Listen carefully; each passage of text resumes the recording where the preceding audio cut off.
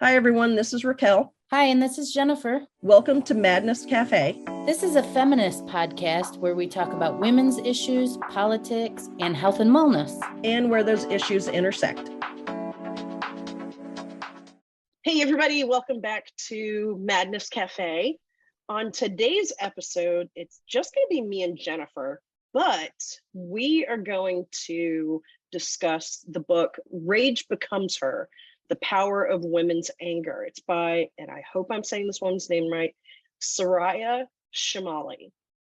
Chemaly is how it's spelled. And of course, we'll put a link to it in the show notes.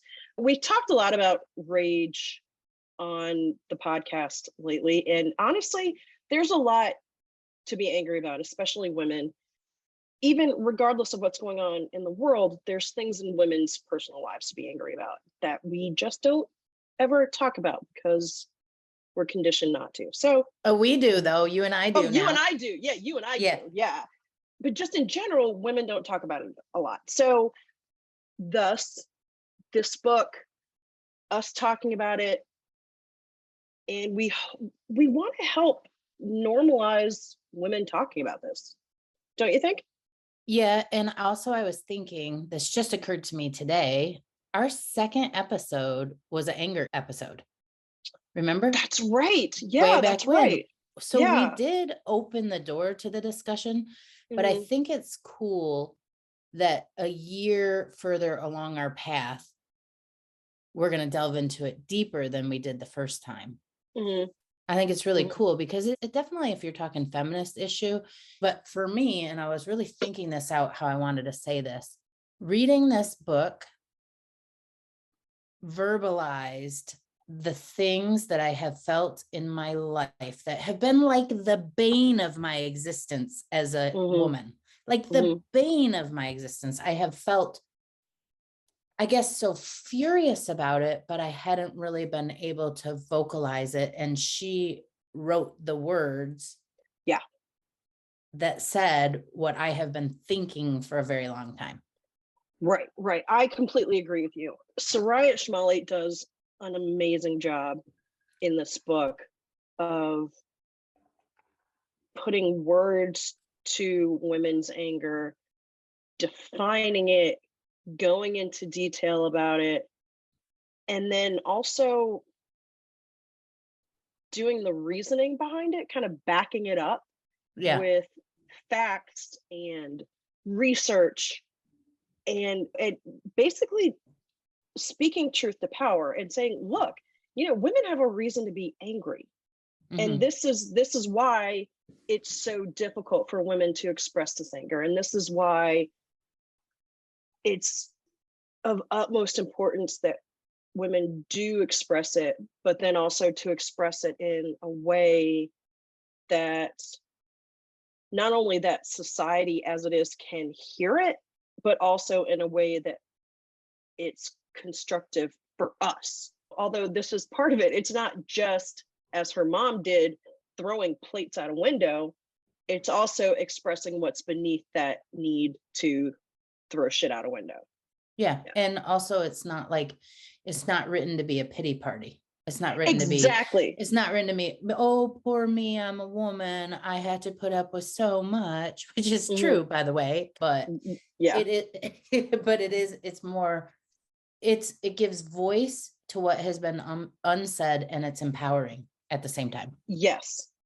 And as I was reading this, and she may have said this in the book, I can't remember specifically, but I really do think men should read this book as well. If you know a woman, if you're related to a woman, if you've ever met a woman, if you ever might meet a woman, if you're a guy, you need to read this book too, because I think it actually gives a hell of a lot of insight into why women are angry. Yeah. And a lot of people over the years, men, have asked me that question, like, why are women angry? It doesn't make sense. It doesn't make sense to a lot of men who haven't done a deep dive on it. Right. It's also something that's very hard to explain because it is systemic. Like a lot of the things that happen are systemic. We've been conditioned to accept them. They are part of our culture. and yet they induce rage in me. So it's very hard to explain that, because some of these things are accepted norms. Right. They seem like what we should be doing. And yet for me as a woman, it doesn't feel good to me to accept those things. Right, exactly. And you touched on something when you said that it brings up rage within you. But Chemaly speaks about how sometimes women don't know, not all women, but some women don't even realize that that's rage that they're feeling. Like it's Oh, maybe expressing itself as depression or general sadness or uh being, snippy to other people or being condescending. I mean, but then you stop and you have to really dig down and think about what's at the root of this other feeling that I'm feeling. And it's so difficult to, partly because we aren't conditioned to, we're not allowed to, and to dig down into that. And partly because then what do you do? So you dig down and you realize this is rage, then what? yeah. And I will go a step further. You said we're not allowed to. I think we don't allow ourselves to, Yes. because we've been so conditioned that we don't even think it's in the realm of possibility of what is acceptable of ourselves. We hold ourselves, I should always just speak for myself, but I will, in the past, before therapy, I would hold myself to this standard of those feelings are sort of on the no list. You're not supposed to Yeah. be angry. And I certainly have had my issue trying to access my rage, but I can feel it. I know it's coming. I know it's brewing. I even talked about it a little bit today, again, with a friend of, my sexual abuse, which I've talked about a lot recently. I feel it bubbling to the surface. I feel it getting ready to come out and explode all over the place. Haven't been able to do that yet. I like the title because she didn't use anger. She said rage becomes her. And I do think there is a subtle difference, maybe not even so subtle, because rage is explosive. It's uncontrollable. It is anger, but it's intense. It's deeper, it's more intense. It can be more productive. You think so? Than anger. I think so.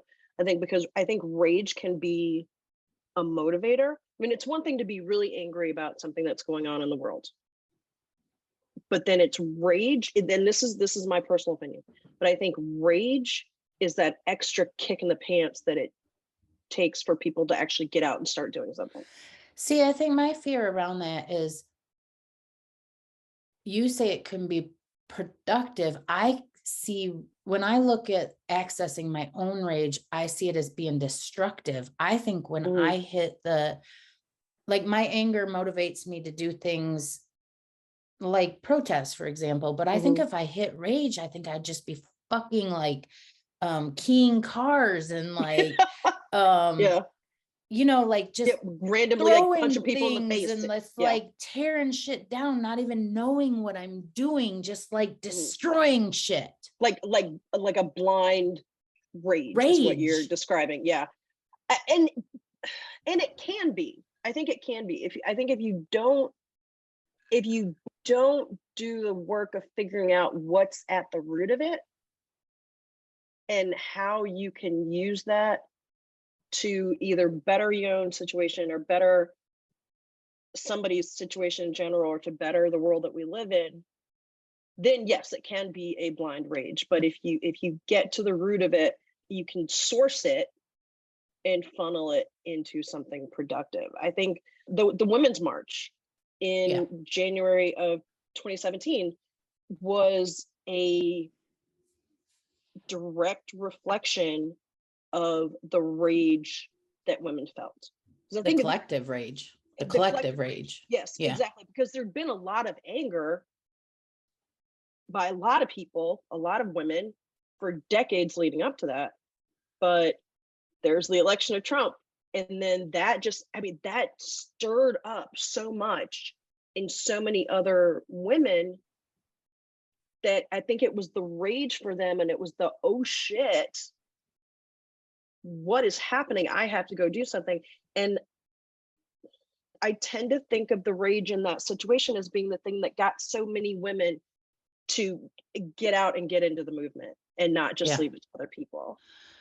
I think so too, but I think for me, I don't know if again, I think I might have still been somewhat out of touch with my feelings. I hadn't started therapy yet when Trump got elected.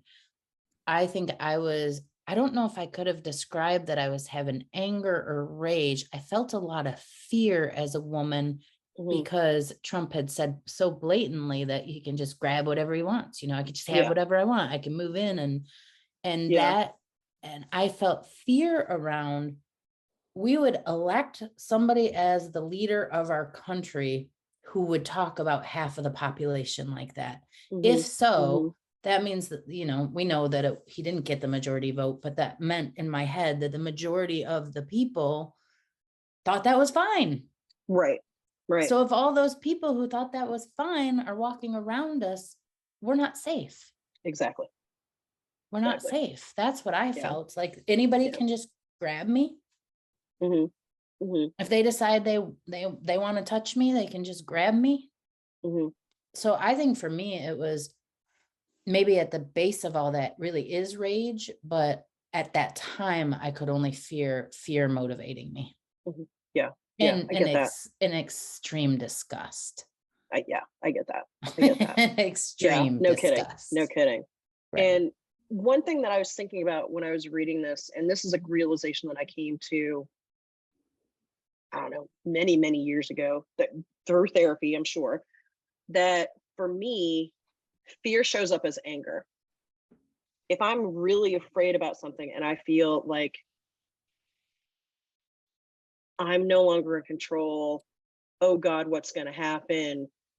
It shows up as anger and as rage. Yeah. But probably far more often than that,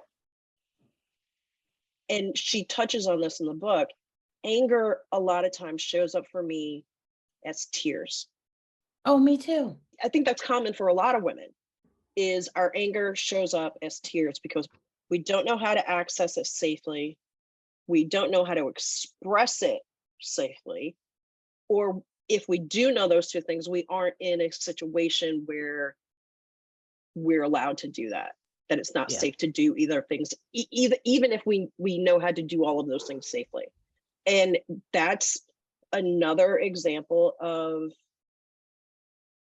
women being oppressed and not being allowed the opportunity to express their rage. And I will tell you that the vast majority of the time when rage shows up for me as tears is historically in the workplace. Because you have no voice in the workplace. Exactly. And I'm not saying that's necessarily true in my current job, but in general, a workplace is not the safest place for most people to express their anger, because you need it. You need your job for your life. Yeah, you could get fired. You need your job for your livelihood. You need it for your insurance. You need it for, all of the things in your Security. life. You need it to keep your life afloat. You need it for safety and security, and yet you're not safe and secure enough in work to be your authentic self. Yeah. That's crazy. Yeah. You need it for that. Yeah. And yet you can't be. And I assume everybody feels that to some degree because. Yeah. I mean, that's especially after, with us living in COVID.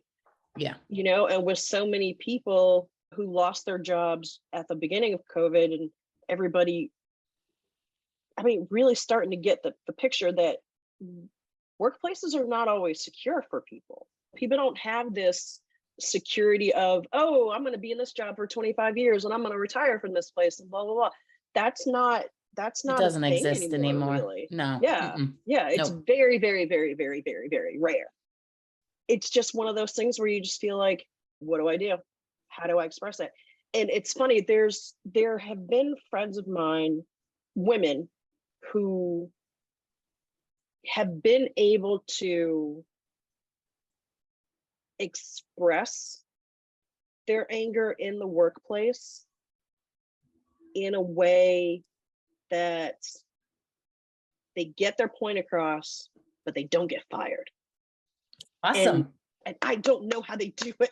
Like, I've asked these women, I'm like, how do you do that? Like, and Yeah. how do you not get fired? I've been able to do that at my work, at my last work. Before that, when I was in banking for years, I would have never been able to do it. I did it once in banking. I actually told my boss in banking, she was kind of coming at me and she said, "What do you need from me right now?" And I said, I need you to get away from me, because if you don't, I'm going to say something that's going to get me fired. And she respectfully walked away. Wow. And we talked about it later, but I didn't feel like I could own my own truth around my anger in that workplace. In my grocery career that I've worked in for the last 14 years and just left, it was a really unique situation because I started in that company when it was very, very new. And I worked side by side with my boss in business development quite a bit. And he trusted my opinion. Right. And so what I would say to that is, he was a very unique boss in that he wanted a real opinion and he would come to me seeking it. And I would always say, do you really want to know? Because if you really want to know, I'm going to tell you. And I always told him the truth as I saw it. And there were times where he got upset, or he would say, "I respectfully disagree." And there was one time when we had a complete opposite opinion about who we should hire for a position. And of course he's the boss, so of course he won. Well, yeah. But he was clearly upset with me for a little while. Wow. But I think the reason that worked is because we worked on the relationship for so long. I don't think now I could go back and expect that same thing now. No. Yeah.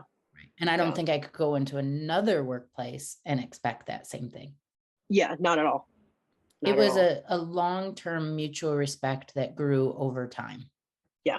Okay. And that makes sense. And me testing it little by little. And then when he didn't blow up and get angry and fire me, and when he reinforced the fact that he liked my opinion, then I was able to give more opinion.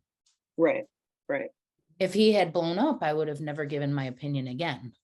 Right. Yeah. Right. Yeah. It was reinforced over time. He made me feel safe to express myself. But not on the first day, for sure. Yeah. Yeah. No, yeah, not at all. I mean, yeah, I've been in situations where I wasn't even expressing my anger. I didn't even think I was expressing anger. I thought I was just being really annoyed with something. And this goes into the whole like angry Black woman thing that we get targeted with. And I was just expressing that I was really annoyed with the disrespect that I had been shown, and that it was really rude. And that, and I was just, literally, it was just that there was emotion in my voice. It wasn't directed at anybody, right? It was just, this sucks. I walk in and this is what I'm greeted with. Holy crap, this is just rude. And I was pulled aside and told, hey, that was not cool that you yelled at me in front of another coworker. And I was wow. I didn't. I go, when did I yell? Like, I literally was confused. And I was like, I didn't yell. I was just talking about the fact that I was supremely disrespected and that my space was not respected. And I literally was like, okay, I apparently can't express any negative emotion. Raquel, how did that feel? Like in your body, how did that feel when she said that to you? First, there was extreme confusion. And then it was,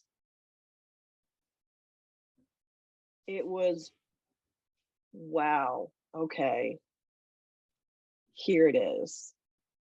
I'm a Black woman Uh, talking to somebody who's not, who's got basically my livelihood in their hands. Fucking A, that sucks. This is yet another signal that I have to police myself pretty much every day. And I had to choke that down. And I had to put that mask up real quick. And I had to make that mask real pretty. And I had to do oh my God, I'm really sorry. That wasn't my blah, blah, the whole thing, which no, it wasn't my intent. That part is absolutely true. But it's almost like I had to go into like a groveling stance to protect my job. And that is a demoralizing thing. Mm-hmm. And I had to choke all that shit down and go on with my day and not be a target for the rest of the day, which means not expressing my true feelings. Not that I was going to like lash out at anybody or snap or anything like that, because that wasn't even what I was doing in the first place. Right. I was just expressing emotion about a situation. Like I wasn't saying you or so-and-so did this. I was just like, this sucks. Did you eat a bunch of food? Because if that had happened to me, I would have been like Snicker bars. Oh, I probably found a bunch of chocolate. I probably rage ate chocolate all day. That's what I would have done. When you were Yeah. saying that, and I felt like that workplace pressure, Mm-hmm. I could just see myself going back to my desk and just like noshing on some chocolate, like eating those fucked up feelings down, like shoving that anger deeper in the pit. Yeah. I could And just feel myself. even as we're talking about it, like I'm feeling it like right here. And even like literally like through me, like from my chest to my back, I'm just feeling this like this kind of push down electricity, basically, that can't tap into it, can't let it out. It's still there. It's still residing in your body. Absolutely. Because the thing is that I think most, if not all, Black women or brown women or women who are not of the majority get it. There are, and yes, a lot of white women too. I mean, this isn't just not in the same way. I don't think. Well, yeah, good point. Not in the same way, but this is something that we deal with every fucking day. That's exhausting. It is, and that's why it's so important to have outlets for it, like whether it's being able to talk to friends or being able to come home and have your sanctuary, or going for a run, or like the author's mom did, throwing plates across out the window. Because trust I've me, been tempted. I've done some of that. I've thrown some things just because hearing the crash was cathartic. And I never really did it, but I even thought this was a million years ago. This is probably like 30 years ago. I had this thought of, I want to like go to Goodwill or Salvation Army or somewhere and just buy like a bunch of like cheap dishes and just have them on hand, so that when I am pissed and I can't express it, I can just throw it across wherever or throw it at a wall and hear it crash and be like, okay, that's better. That feels good. Yeah. And so, I mean, I haven't done that, but yeah, I mean, that's why I think things like rage rooms and axe throwing and that kind of stuff are so popular, because it's like, okay, I can show my rage here. I can express these things here. This is where it's safe. I can control it a little bit here, or I have to, because otherwise, there'll be lawsuits. Yeah. Totally. Yeah. All right. What stuck out to you in the book? She talked about the 10 simple words that every woman needs to know. And that was amazing to me. And I had heard of this article that she had written before. I don't think I had read it. Did you bring the 10 words? Yes. So okay, cool. Yeah. And so I'm going to put a link to her article in here too. But the 10 words are: stop interrupting me. I Yep. just said that. Stop fucking interrupting me. Yeah. Okay. You just added another word. Oh, sorry. Stop Yeah. interrupting me. Yeah. I just said that, and no explanation needed. Okay. Yeah. And I literally, when I read those 10 words, I was like, holy crap. There are innumerable situations where I could have used all of those or even just a few, nip something in the bud. Do you feel like it takes guts to use those 10 words? Because I don't know that Yeah. I don't know that I really ever had. I think I've hinted at the fact that people are interrupting me, but I don't think I've ever say it all in one solid sentence. Stop interrupting me. I just said that. No explanation needed. Yeah, I've never clearly stated any of that. I I've have. thought it in my head many times. Yeah, I have, actually. I have been in situations where I've said, if not those exact words, then something very similar. And then what happened? I got my point across. I mean, it was so there were some situations that came up for me when I was reading the book, situations where I think my rage served me well. Mm. And they're not in any particular order, but one was when I was in law school, there was one professor, male professor, older, conservative, white guy. So I'm assuming he was conservative from things that he'd said. And I believe it was constitutional law. He was known for interrupting the women students, especially if they were saying things that he didn't like to hear. Of course. And so the women would stop talking, but he wouldn't do that to the guys. And so I had a point to make based on what he was talking about. And I was disagreeing with him or bringing up a point that he didn't think was necessary that I thought was necessary. And it was germane to the topic. And he kept talking over me and I wasn't done. And I just kept talking. I didn't shut up. I just kept talking. And he kept talking and I just kept talking. And I said, I'm not done yet. And then blah, blah, blah, blah, blah, blah, blah. And I just kept saying what I needed to say. And I kept going. And it was one of those moments where I was standing in my power. I knew what I was talking about. I knew what I had to say.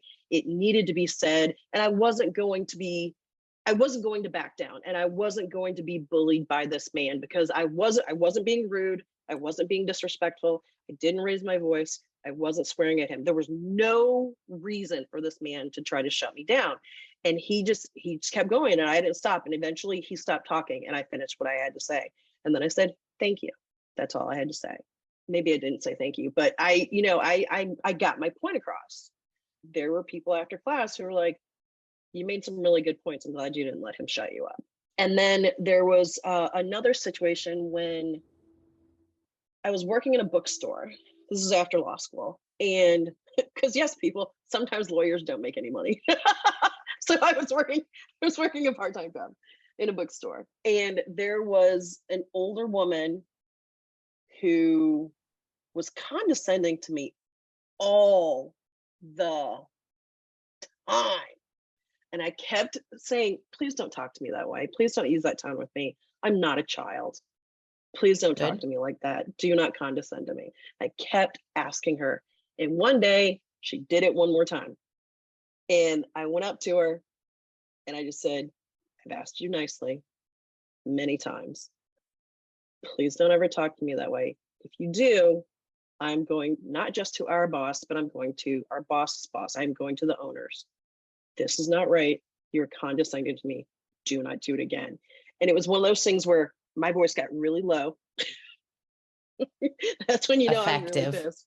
And I literally was laser focused on this woman. And she tried to get around me and I just moved. And I just kept, I didn't touch her, but I just stood in front of her. And I kept saying what I had to say. And I finished what I had to say. And then I turned and I let her go by. And a friend of mine who worked with us said, she looked at me, she goes, please don't ever get mad at me. I go, what are you talking about? I go, I didn't do anything. She goes, that was scary. I was like, I didn't raise my voice at the woman. I didn't swear at her at all. She goes, you got really, really still, and do not, and please don't ever let me get that, get you to that point. I was like, I don't think you're gonna have to worry about it. But that lady never said that anything. She was never condescending to me again. Good. And then there was another situation where I worked in the affirmative action office. I had to monitor certain hiring decisions and hiring practices. And so I would have to track information on hiring, interviewing, the whole process for various positions throughout the university. And then I'd have to compile a report 4 times a year, turn those into OFCCP, which is the Office of Federal Contract Compliance Programs. So yeah.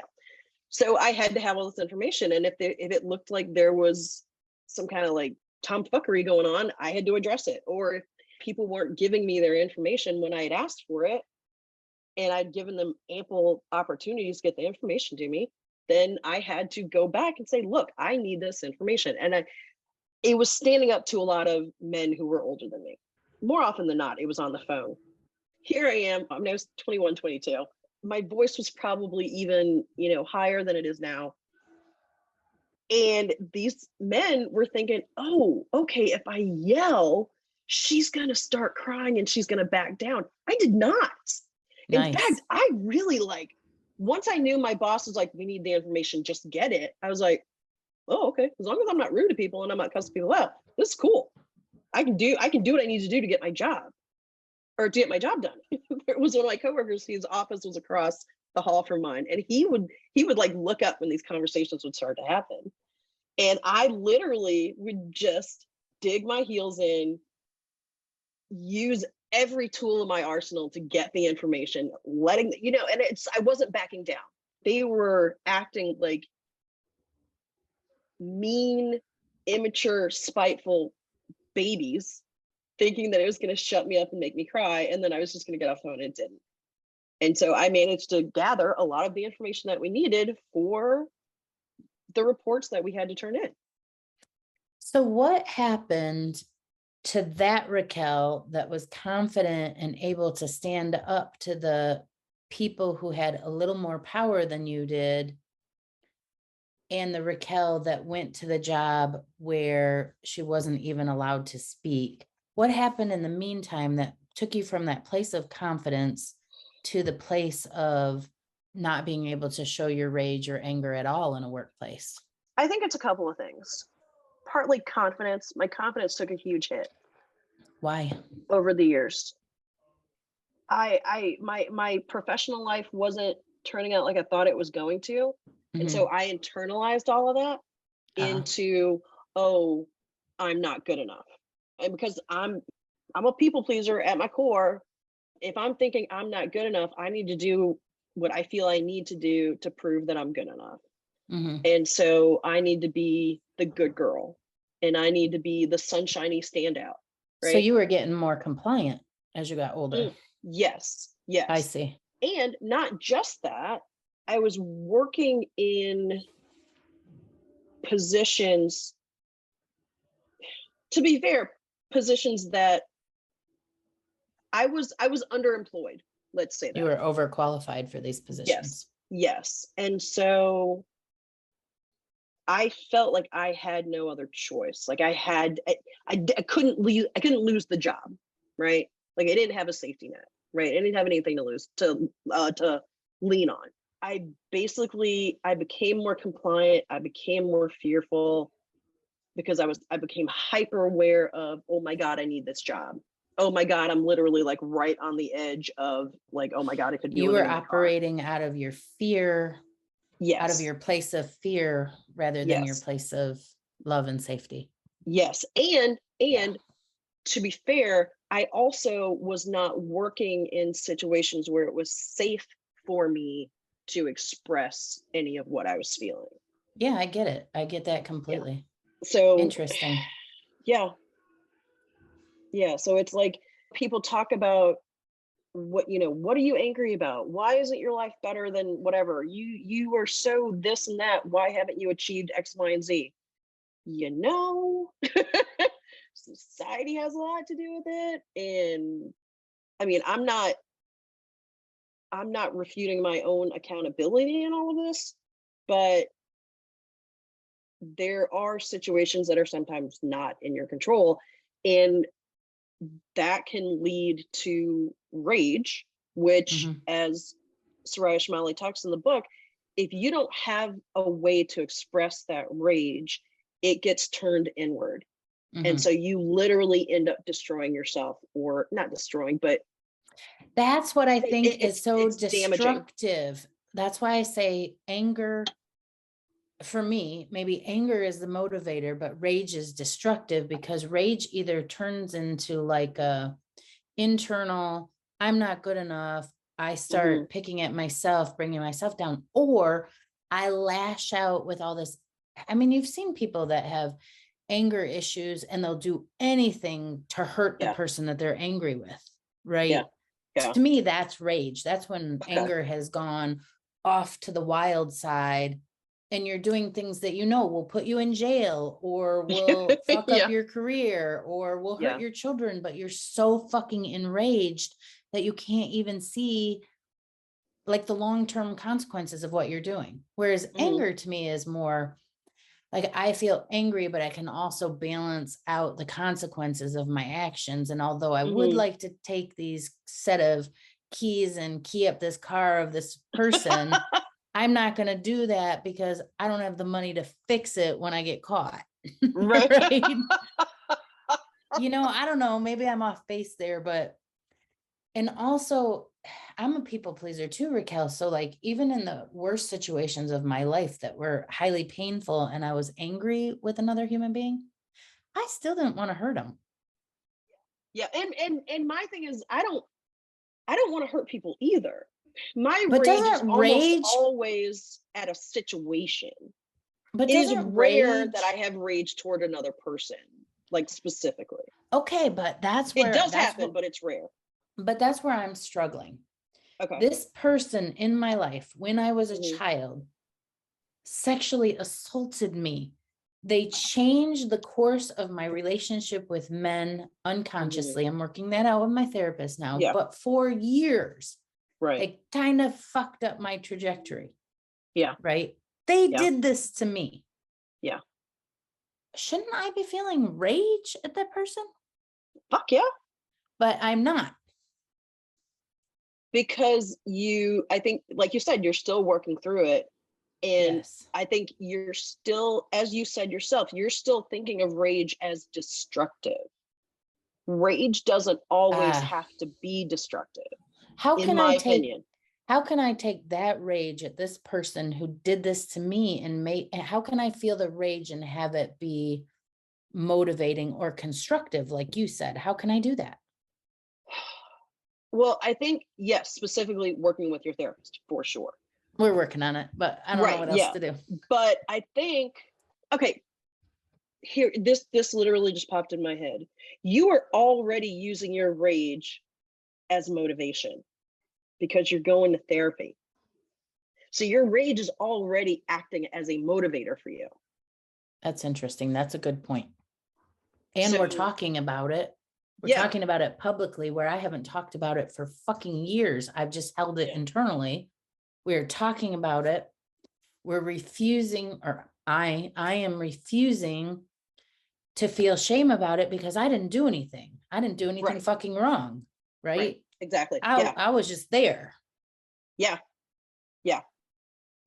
You know what? That doesn't make me feel rage. It makes me feel so much sadness for the young me. Yeah. So And much that's that it makes me okay. want to cry. Look, I You got you can tears. I I got know tears. you can feel the sadness and the rage at the same time. I feel sadness for that kid. And like, I just want her to not have to have had experienced that. Right, right. So you're trying to make it better for her now And that's my by constructive doing the rage. work. Yeah. Okay. Okay. Okay. You're trying to, and no, I'm not a psychiatrist, but I But this is mean, going good here today. but I've spent a lot of time in therapy.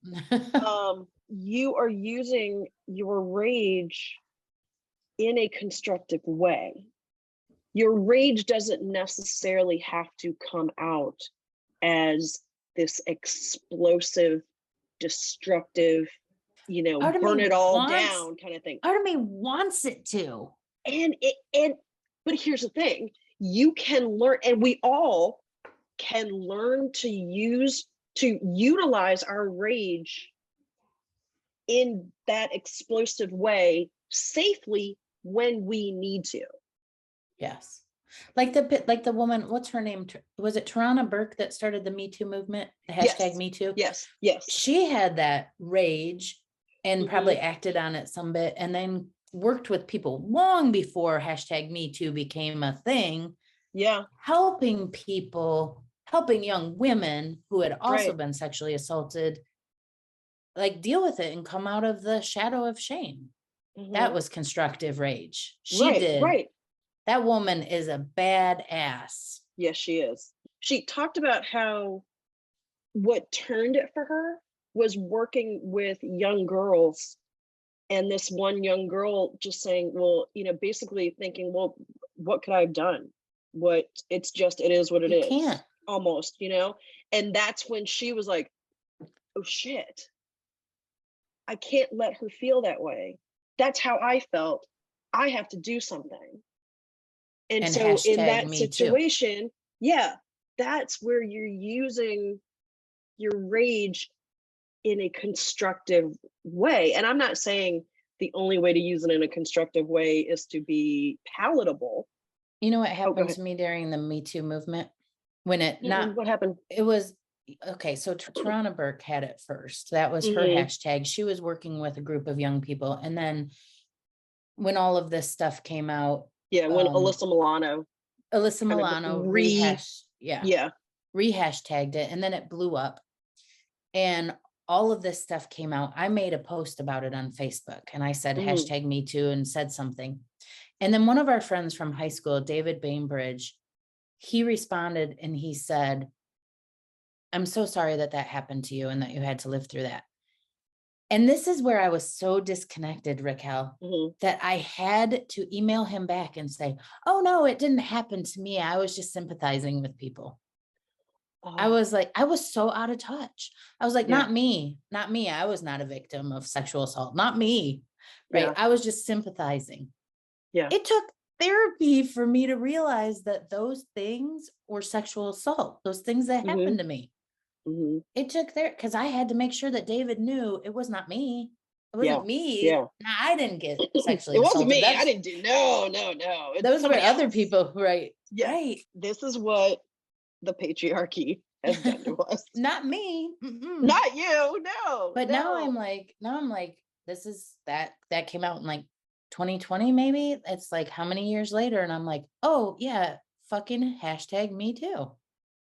Maybe it was even earlier than that. I think it was like 2017, maybe. With Tarana Burke, it wasn't it? No, Tarana Burke was well before that. Hers was like 2014, 2015, I think. And then Alyssa Milano kind of brought it back into like general knowledge when the whole Harvey Weinstein thing was going on. Yeah. Yes, you're right about that. Yeah, that's what's so interesting about that. People will always say, oh, well, why didn't you tell somebody? Why didn't you work on it? I was in my own web of self-denial. I was just denying that happened to me. Well, but it's something that we deal with all the time, it just becomes part of what you do, right? Like not going running at night. When you do go running, letting somebody know where you are. Always having your ID and your phone on you when you do go running. I don't take my ID. I do. Part of mine for having my ID, not only is the safety issue of, oh my God, if something happens to me, I need somebody to be able to identify me. It's also, this kind of came to a head for me when Ahmaud Arbery was killed, was if somebody's giving me shit, I need to show them I live in this neighborhood. Oh yeah. So I've been doing that for a long time. I know it sucks, but this is the life that so many people lead. As women, when we're walking to our cars, we have our keys out. I don't know about you, but as soon as I get in my car, I lock the doors. Doesn't matter where I am. As soon as I get in my car, I lock the door. As soon as I get in my house, I lock the door.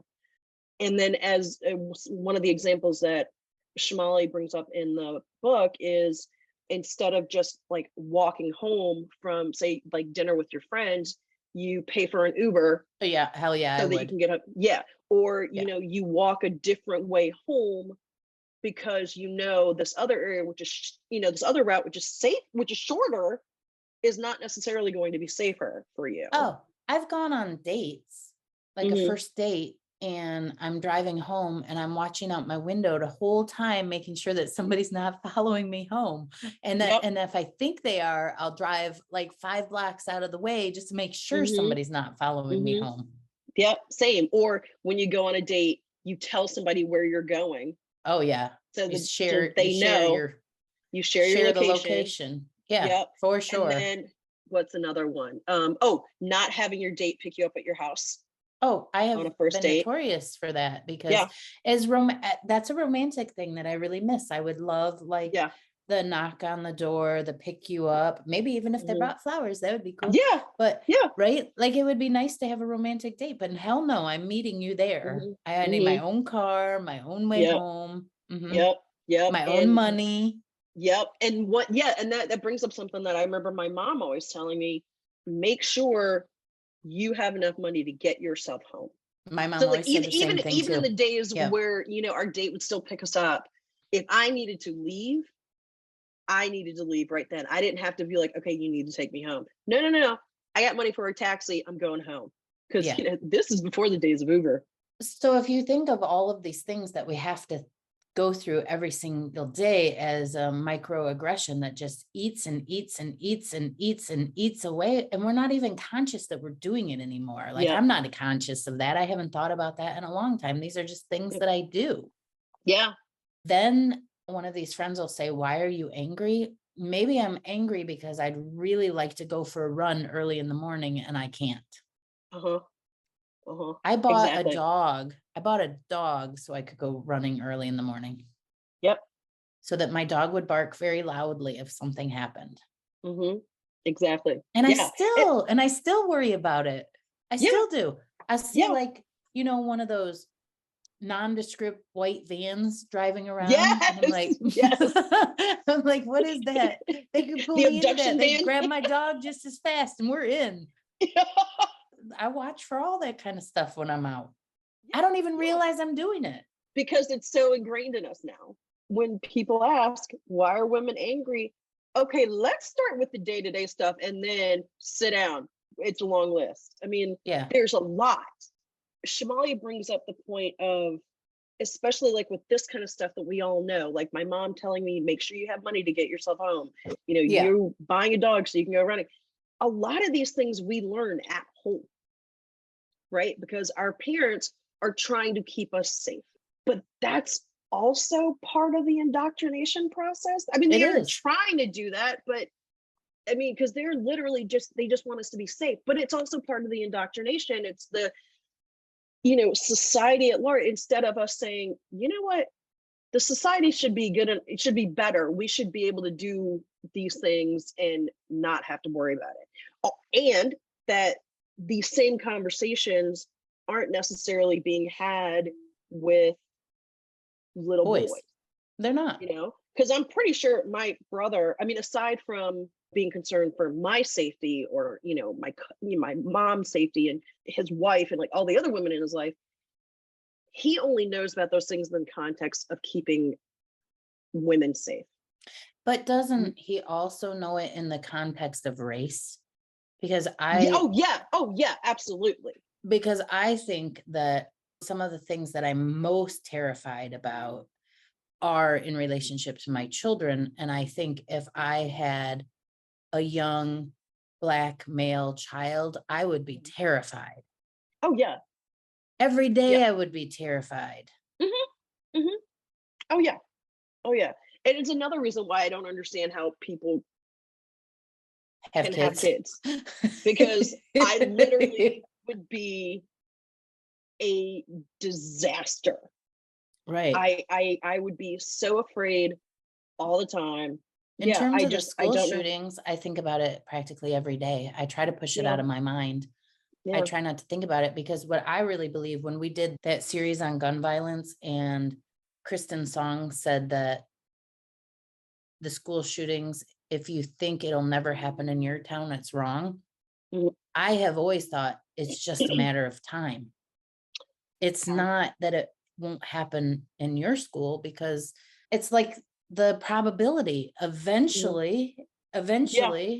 Yeah. eventually. And so it makes me sick if I think about it long enough. So I imagine that the mothers of young Black boys feel that way. And I imagine that the mothers and fathers of women feel that way every time their young girls go out the door. Like, imagine somebody picking your kid up for a date.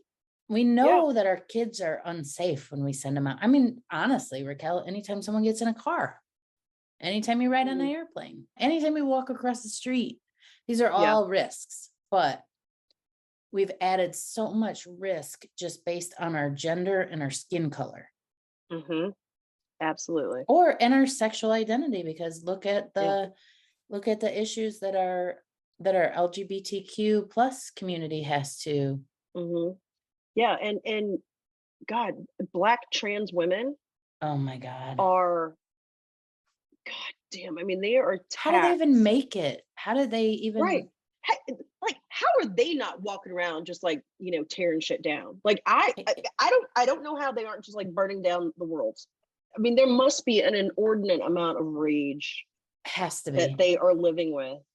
Has to be. Um, And it's all based on rage, because people are trying to suppress who you are as a human being.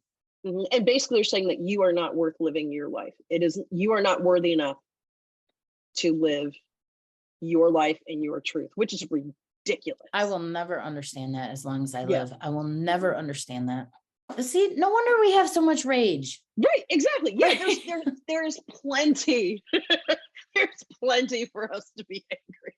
So you really think this is a really interesting conversation, because you really think rage. I'm looking at a picture of fire across the room, and I see rage as like, remember Firestarter, the movie, Oh, yeah. when Drew Barrymore just went and she shot the fire all over the place. And she was just, that's how I see rage. I mean, maybe that's the most extreme. It was out of control. It was destructive. It was this part of her that just, I feel that there's this part of me inside that just wants to explode that way. And I keep a very tight lid on it. Okay, here's two things. First off, if you just rip the lid off, then yes, there's gonna like a pressure cooker. If you rip the lid off, there's gonna be there's gonna be shit everywhere. Okay, but Carnage. yeah, yes, carnage.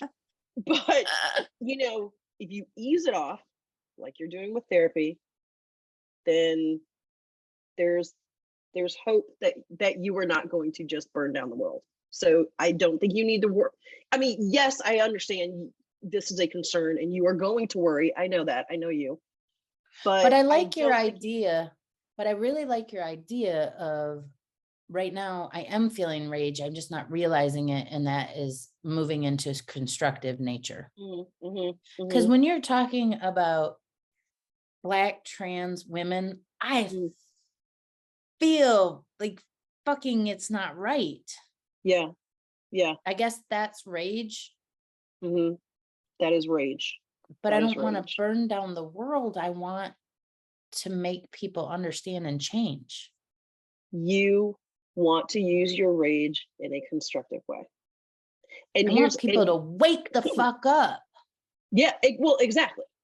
But here's another thing about rage, and kind of continuing with your idea about fire. Yeah. Fire can be used for good. Controlled burns are used in certain areas of the country during certain times of the year. Right. So that, You're right. so that wildfires don't get out of control. Fire is also a tool to cook our food, keep us warm. It isn't always destructive. We can use it to like make metal tools and shape those tools so that we can like shoe our horses, or I mean, you know what I mean? Like you shoeing a lot of horses these days, oh, Raquel? Oh yeah, shoot a bunch of horses this morning. It's a good example, but funny. I get your But yeah. point. I get your point. Okay, I'm going to admit something to our audience. Okay. I read this book the whole way through with Raquel. She read it faster, except I didn't read the final chapter, the conclusion. Is that what the conclusion says? That we should funnel our raise? What was the conclusion? Oh, I don't know if we should tell that on the. Yeah, You tell know, it. we're gonna. Well, I mean, that's basically it, right? It's saying that rage isn't always a negative. We can learn how to utilize it in a constructive way. It doesn't have to be burn it all down. There's something that she talks about. Let me read this quote. She says, "Our rage is one of the most important resources we have, our sharpest tool against both personal and political aggression. Our anger is a vital instrument and a catalyst for change." Okay. And then she ends it with, or kind of toward the end of the book, she says, "Be angry, be loud, rage becomes you." Oh yeah, I missed that part. I missed the vital part of the book. See, I knew I should finish, but I was just so tired. It's okay. Okay, that's hilarious. I missed that part. See, it's good it's good we had that. It's funny that we had this discussion and got right back to the same place. Yeah, yeah. Say that again. Be angry, be loud, rage becomes you. Rage becomes you. Wow. Yeah, Rage becomes yeah. you. See, and When I read that, I just got really proud. It's almost like I puffed my chest out. And I was like, "Why, yes, it does. Rage does yeah, become me." I mean, it does mean you care. You Yeah, care a shitload. That's why yeah. we're angry. And we're paying attention. And we A want quote that says, justice exactly. for That, yes, all. that's exactly right. Justice for all. Yeah. If you aren't angry, you aren't paying attention. It made me think of the civil rights movement because a lot of Mhm. people were angry as hell. And there's always this sort of misrepresentation of Rosa Parks not getting up out of her seat because she was Tired. tired, She was too and she was tired. quiet and she was tired. And she's been interviewed about that, and she's like, "I wasn't tired. I was mad. I was angry as hell, and I wasn't about to get up again." I mean, she's like a figure of our history that we're all very proud to talk about. It's Yeah, one yeah. story that they allowed us to tell in school. I But wonder with that story was, for lack of a better word, that story was whitewashed because they yes, talk about her being quiet and she was tired. yes, No, the reality of it is that she was pissed. yeah. She was Good for pissed. her. With Rosa Parks, rage becomes her. Absolutely. Yes, I get the book now. Thanks, Raquel. Okay, so one question for Yeah. you before we wrap up. We've touched on your therapy and that you're using your rage in that way. Is there a situation in your life where your rage has served you well? Oh my God, that's such a hard question. I don't know why that's hard. There have been things that I've refused to tolerate. Okay. Okay, so when we were talking about my old job and Mhm, that woman manager who came in, the reason that I said to her, I need you to leave because if I say what I want to say, I'm going to get fired. mhm, The reason I said that is because I had children and a mortgage. I wanted to full out rage on her because she mhm, was being unreasonable. mhm. I didn't because I needed that job like you were talking Yeah, about. But what I yeah, did do is within a week I had a new job. I knew that I would not tolerate working for her. yeah. So in that regard, there is a certain level of non-tolerance in me. You are not going Mhm, to scream at me like that at work. mhm. Now, there are other things that are probably like I've been talked over a million times, Right. and that irritates the bejeebies out of me. I have Mhm, not stood up for myself in those situations. But you mhm. scream at me, goodbye. With the bank manager, I had to bide my time for a few days, but it did Yeah, put my plan in motion. And I think yeah, that's actually probably a mature response because I knew yeah. I couldn't lash out, but I also knew I had power to change the direction of my life. people were like, "You're leaving banking? You have such a good job." And I was like, "Yeah, I'm not going to be treated like that. I'm not." Yeah. So I guess that has served me well. There are some times in relationships that served me well, although I think I might err on the side of like being too overreactive.